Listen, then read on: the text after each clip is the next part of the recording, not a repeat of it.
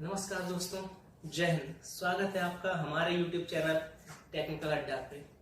तो दोस्तों, इस वीडियो में मैं आपको बताऊंगा एक हिस्टोरिकल स्टोरी जो कहीं ना कहीं इतिहास में अपने व्यक्तित्व को संजो रही है, जिसको इतिहास में अभी तक जगह नहीं मिली। दोस्तों, ये बात करते हैं हम एक ऐसे नरसंहार की जिसे इतिहास में आज तक किसी ने नरसंहार माना ही नहीं, और इस नरसंहार में करीबन 15 लाख लोगों को मार दिया गया।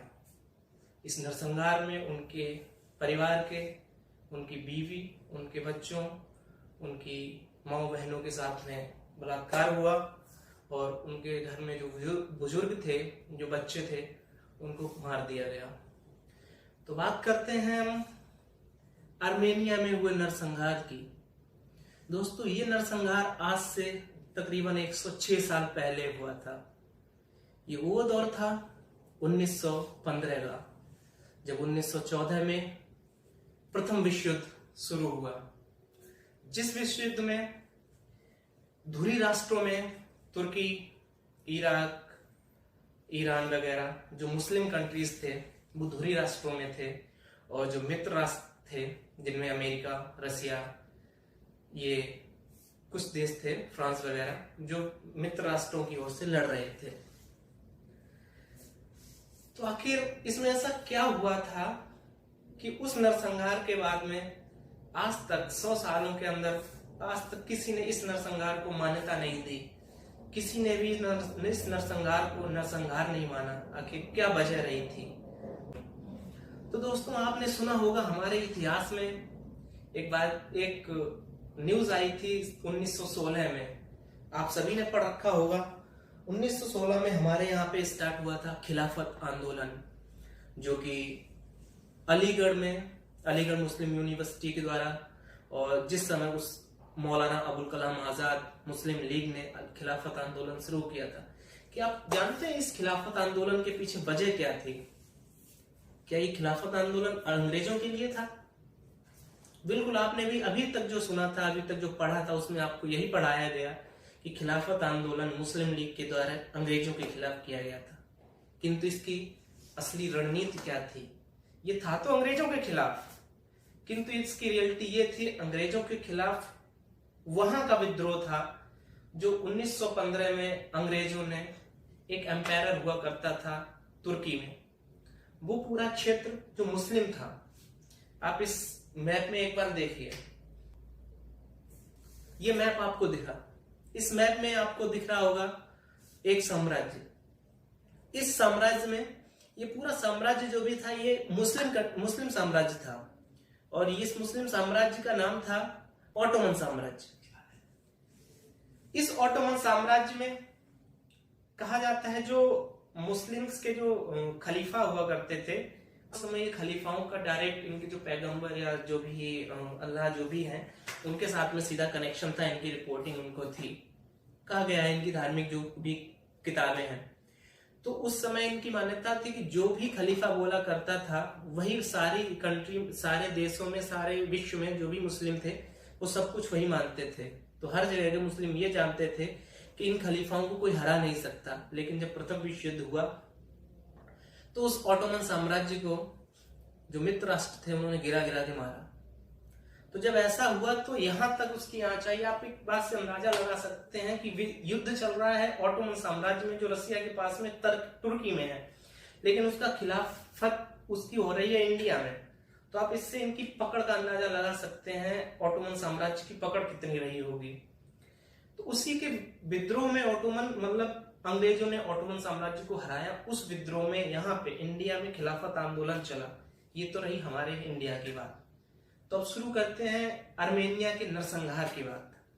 तो जब प्रथम विश्व युद्ध समाप्त हुआ तो उसमें मित्र राष्ट्रों ने तुर्की, सीरिया, इन सबको हरा दिया। जर्मनी को हार का सामना करना पड़ा। तो जर्मनी को जब हार का सामना करना पड़ा तो जर्मनी ने कत्लेआम मचाया। जो आज यहूदी है, उस समय ये जर्मनी के ही कुछ हिस्से में यहूदी निवास किया करते थे।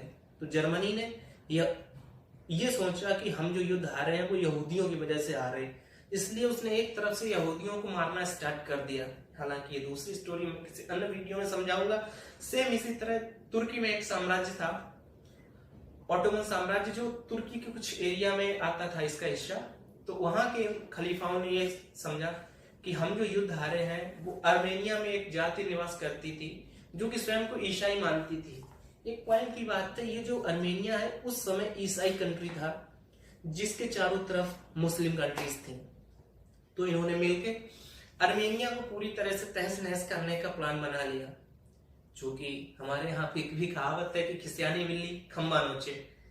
तो इन्होंने आर्मेनिया में घुस के वहां पे बहुत कत्लेआम मचाया और मजबूरी बस आर्मेनिया के सभी ईसाइयों को अपना घर छोड़ के पलायन करना पड़ा। वहां की जो महिलाएं थी उनका बलात्कार कर दिया गया, वहां के बच्चों को, बूढ़ों को, सबको एक तरफ से मौत के घाट उतार दिया गया। कहा जाता है इस नरसंहार में 15 लाख लोग मारे गए। हाँ, और अब तक इस नरसंहार को कोई भी मान्यता नहीं मिल गई। तो अभी हाल में ही ऐसा क्या हुआ कि इस नरसंहार को मान्यता दी गई। तो मित्रों, एक बार आप ये मैप भी देखिए। इस मैप में आपको ये यहाँ पे दिखेगा तुर्की, यहाँ पे है ये आर्मेनिया और ये है रसिया। तो रसिया का भी एक सीन अलग रहा है। सन 1991 से पहले रसिया एक संयुक्त प्रांत था। 1991 में रसिया 15 भागों में डिवाइड हो गया। ये जो आपका कजाकिस्तान, किर्गिस्तान, ये सारे रसिया के ही पार्ट थे, लेकिन अब ये अलग अलग कंट्री हैं। तो अब ऐसा क्या हुआ कि आर्मेनियाई नरसंहार को मान्यता दी गई। तो दोस्तों, बात ऐसी है कि अभी तक आपका हाल ही में एक न्यूज आई है कल ही कि अमेरिका ने हमें वैक्सीन का जो रॉ मटेरियल है उसको देने से मना कर दिया। हालांकि ये नई बात नहीं, अमेरिका का हमेशा से ही यही रहा है। तो इस नरसंहार के पीछे, इसको जो मान्यता नहीं मिली नरसंहार को, इसके पीछे भी अमेरिका का ही एक बहुत बड़ी कुचक्र चल रही थी। एक्चुअली अमेरिका हमेशा तुर्की को एक रसिया के खिलाफ, जैसा आपको मैप में मैंने दिखाया था, अमेरिका तुर्की को रसिया के खिलाफ यूज करता था। तुर्की भी अमेरिका की बातों में आके वैसा ही करता था। चूंकि ये नरसंहार तुर्की ने किया था, इस वजह से अमेरिका ने आज तक इस नरसंहार को मान्यता नहीं दी। किंतु अभी हाल ही में क्या हुआ, जो काम रसिया तुर्की के साथ में करता था कि तुर्की को रूस के खिलाफ में यूज करता था अमेरिका, अब हाल ही में रसिया ने तुर्की को अपने साइड में कर लिया। यानी अब तुर्की रसिया के पाले में बैठ गया जाके। तो ऐसा होने पे अमेरिका बिलबिला रहा है और इस वजह से अब वो इस नरसंहार को मान्यता दे रहा है।